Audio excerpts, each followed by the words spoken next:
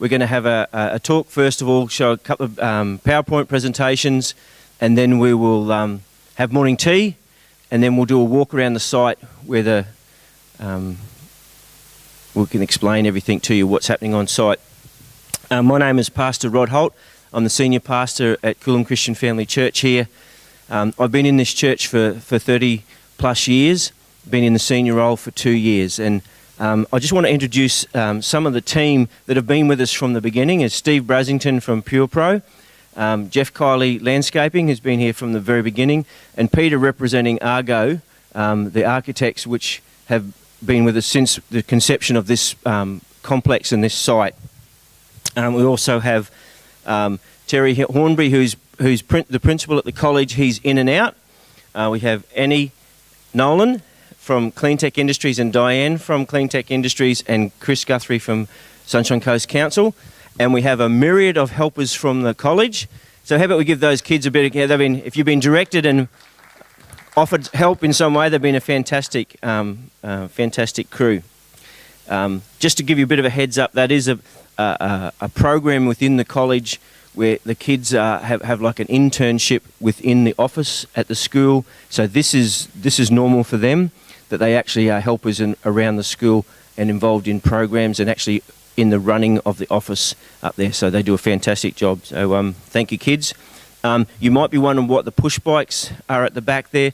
Because this is a sustainability recycling program, we've been running a program for probably 12 years where we collect old stolen push bikes, lost property push bikes, or just hand-me-downs that have been in backyards, and we recycle them. We have a program. We have a contract with the Youth Justice Department.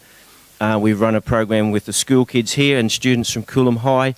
They actually learn trade skills to do the bikes up, and then we actually take the bikes and the kids to remote Indigenous communities and set them up there. We've built BMX tracks, set up workshops, all sorts of things back out in those communities. There's about 50 bikes ready to go to the Solomon Islands. We stopped sending them to there a few years ago because we're getting charged duty to send the bikes to Philippines, Fiji. They were charging us duty. What we were doing was we're giving bikes away to kids so they would get them to go to school. So the whole motive is to get the kids to go to school. In Lockhart River, the kids don't ride the bikes on the BMX track unless they go to school. They get a stamp to say that I've been to school today. They can ride the bikes. So that's just a bit of an add-on thing, just as a before, a middle, and an after of the bikes there. And we also have to take the kids fishing when we're up there because that's what you have to do when you're a bloke. Talk a little bit about our journey. When we started the thoughts of a college, probably 20-something years ago, we didn't set out to be a green school. Reality was we found it very, very difficult to find land to be able to build a church and a school that wasn't impacting on the environment some way. You can't build there because it's a water catchment area. You can't build there because it's too close to residential. There's no actual zoning for churches and schools in council or in government. It's very, very, very rare. So we started negotiating with council and talking about what was the least course of resistance, and so we came out here. But out here we have no water and no sewage, so it meant that we had to be sustainable. So that began our journey. Will Marcus from Argo was instrumental in that. When we started looking at the buildings of what we wanted in a school, we just wanted to get it started really quickly, so let's just build a shed and that'll be a school.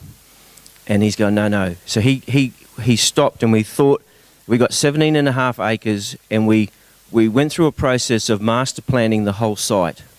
Where do we want to be in 20 years, not just today?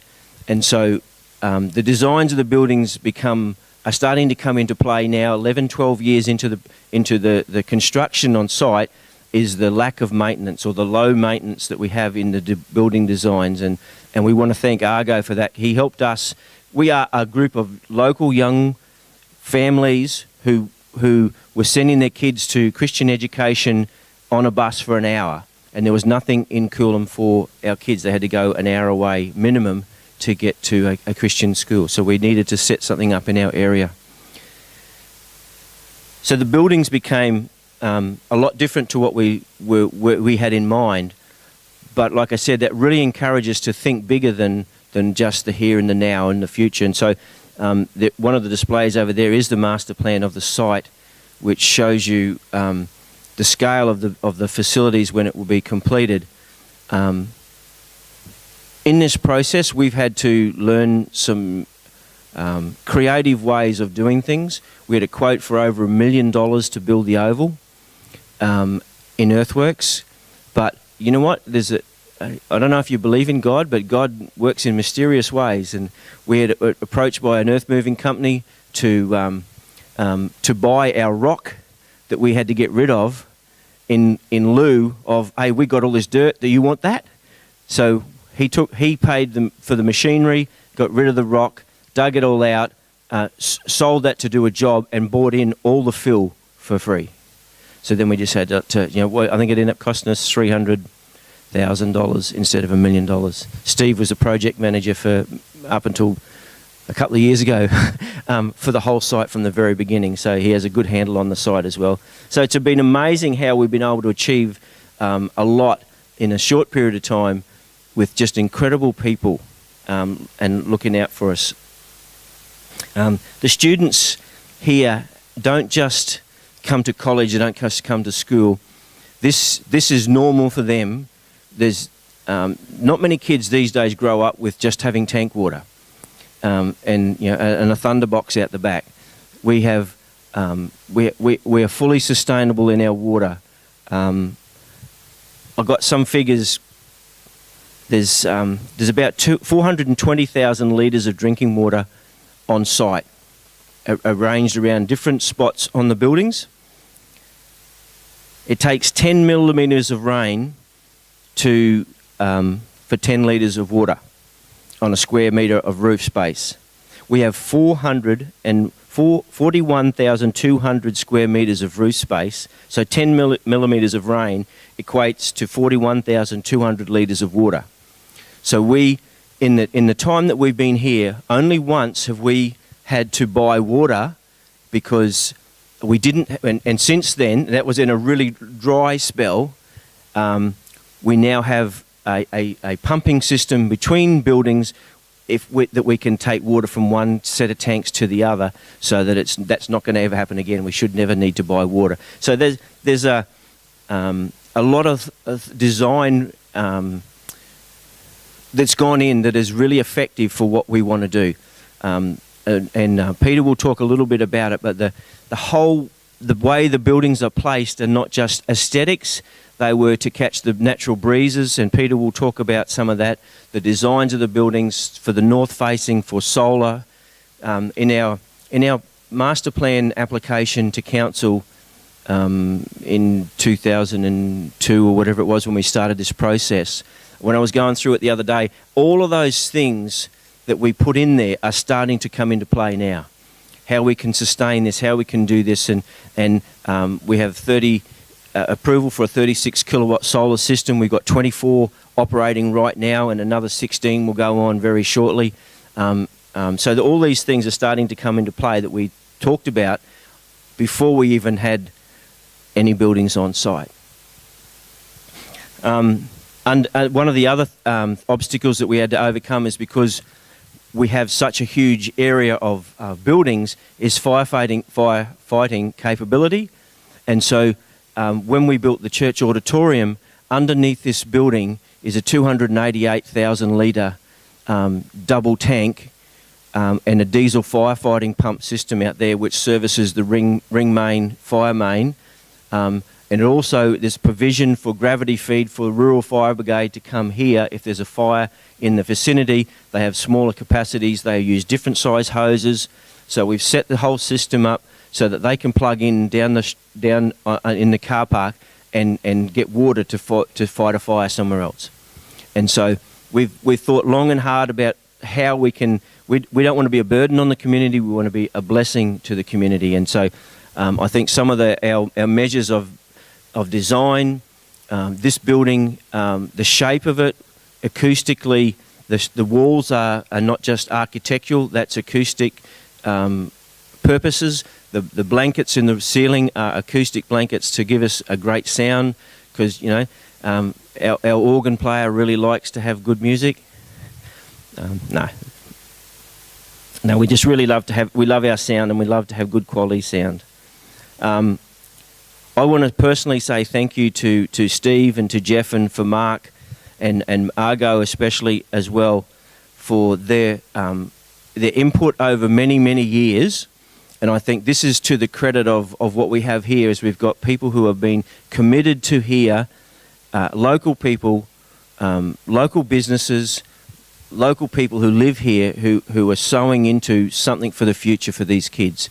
At the moment we have around 200 students in the college here who get to come every day to an incredible facilities. And one of the things that goes unseen or not mentioned a lot is the gardens look beautiful.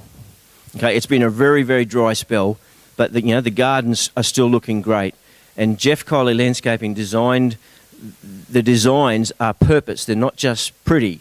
See, when I get a plant, it just green side up, and that's about as good as it gets. And if it lives, it was a good plant.